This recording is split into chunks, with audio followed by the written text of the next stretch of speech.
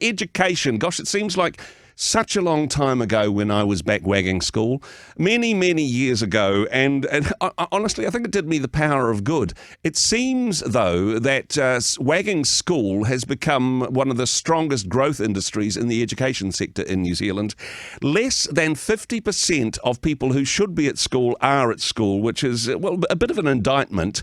What's gone wrong in that regard? And apparently, the guys are overachieving in that one. Well, they're overachieving and underachieving. Guys doing terribly, not only at high school, but particularly in tertiary education. Somebody who's got his head around this problem and, well, potentially some solutions to it. Jason Heale from Maxim, kia ora. Welcome to the program today.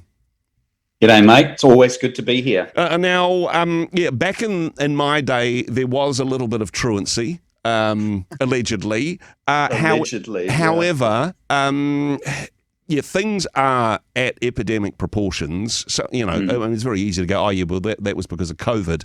But there was a bit of a slide in that direction beforehand.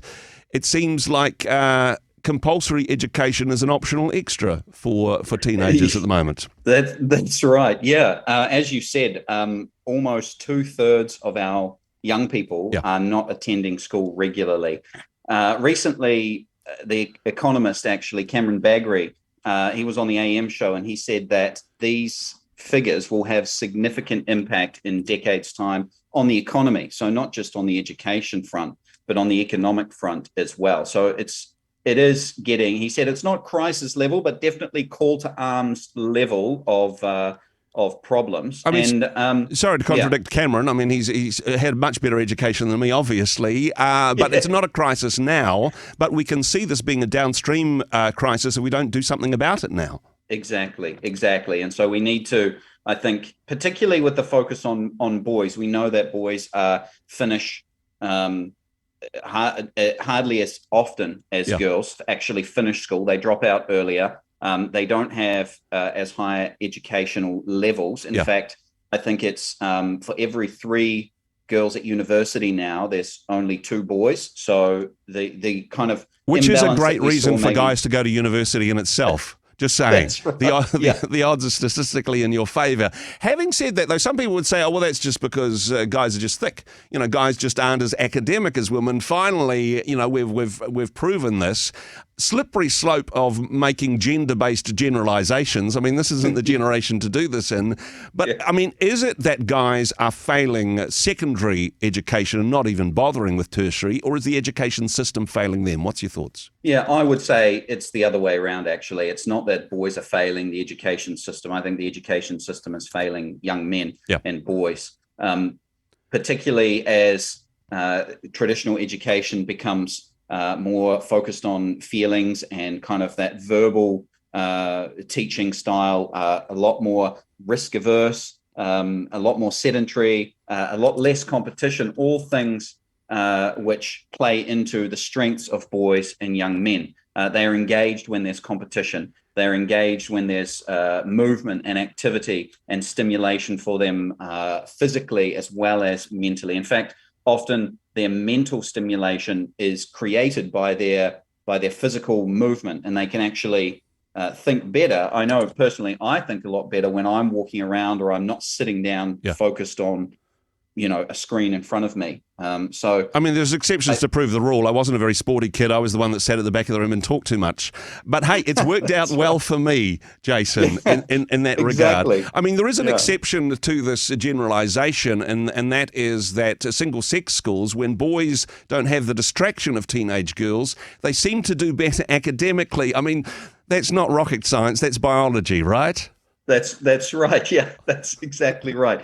Boys, because they are so different, right? And because of what I've said before, the education system is focused more on the feminine side of the verbal, the more sedentary, the less risk averse, the not so competitive. There is, and actually a lack of male role models. Yeah. There is the fact that when boys are at an all boys school and the curriculum is catered to their particular needs, then they are able to perform really, really well. I think it's only 6% of boys at at single-sex schools leave without a qualification, whereas it's like 14% of boys at co-educational schools leave. Wow. So there's a big difference in outcomes, educational outcomes. I mean, let's jump into something which would possibly get us both into trouble. 8168 keyword Rhema if you disagree with either of the opinions. I mean, we've got a couple of blokes talking about the education sector and why it's failing men, but it is a female-dominated industry. I mean, even when I was at high school, it was very rare that you had a male teacher,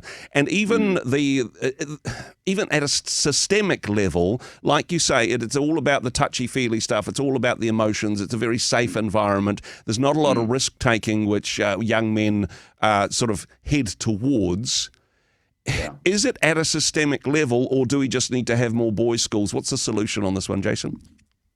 Yeah, I think with the emotional side of things, it's not that boys don't feel emotions. It's not that they don't express their emotions. Yep. It's just that they express them differently. And I think there are some systemic changes that we can make to help boys process that. I mean, I know when my son is feeling angry, frustrated, upset, he often needs to physically do something in order to kind of let that emotion out, and then he can come back and talk about it. So I know that if he's feeling frustrated, I'll say, well, why don't you go away and do something? And then when you come back, we can talk about it and we can sit down and he's a much calmer, he's not so aggressive, and he will actually put a plan in place for whatever it is that he's struggling with, whether it's schoolwork or something to do with a friendship or relationship or something like that. So, so I think it's just making changes that cater for both genders. So it's not just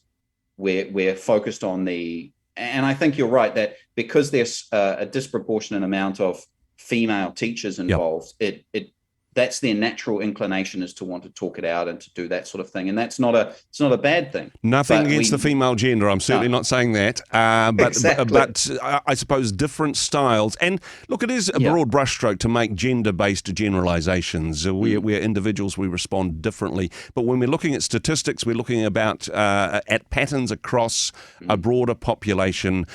Guys are falling through the cracks in the education system at the moment. And hey, if we can measure it, perhaps we should be doing something about it. Are we talking policy changes here? Should there be an incentivization of male teaching? Do we need a clean slate when it comes to, I suppose, the structure of things? Yeah, I think incentivization is part of it. I think that, I think back to when my son was going through primary school, and he didn't have a male teacher until year 4. So that's year 0, 1, 2, 3, and then year 4 he finally had one. But that was one of he was in a modern learning environment school, so there were 3 teachers, and that was one of 3. So of the 12 teachers that he had, the 15 teachers that he had in his first 4 years, he had one male teacher. And so I think there is a disproportionate amount, and I think we can do something to incentivize male teachers, to get male role models in there, to show young boys that it's okay to roughhouse, that it's okay to process your emotions differently, and to provide them with some kind of weighty guidance and mentoring that will help. And I remember you were saying when you were at high school, similar stories from myself. Most of my teachers were female teachers through high school as well. We did have male teachers. So I'm concerned also that there's a bit of a class structure thing happening here, because single-sex schools tend to be the more expensive ones that you need to pay money for. Is it the fact that that there's whole sectors of society who can't afford private education, that this is going to be impacting them even more than the general population, I suppose? Yeah, I think that's correct. I think that when we look at and this study that was released looked at the distribution of this across ethnicities, across socioeconomic barriers, and it did find that all across those things, if boys were able to be in a single-sex school, they did perform better.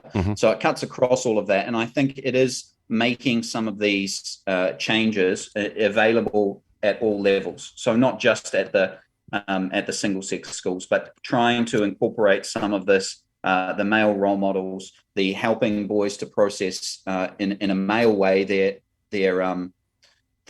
emotions, and helping them to have that kind of a teacher engagement in the physical level that will help them to really be engaged at school. I think doing that across both co-ed and single-sex schools would be really helpful to boys. And one writer who I read said, these are our sons, these are our brothers, these are our future husbands and the fathers of the next generation. So it is incumbent on all of us to think about this. It's not a war of genders. It's not an either or zero-sum game. It's a we all win from everyone flourishing. Yeah, no, certainly. Hey, really appreciate your comments in that regard, and there'll be a bunch of people perhaps seeing if they can save up for a private school, perhaps as a result of this conversation. Now, there's an article that you've written on this. This is going to be posted on the Maxim website in the next wee while. That's right. Is that the case? Yep.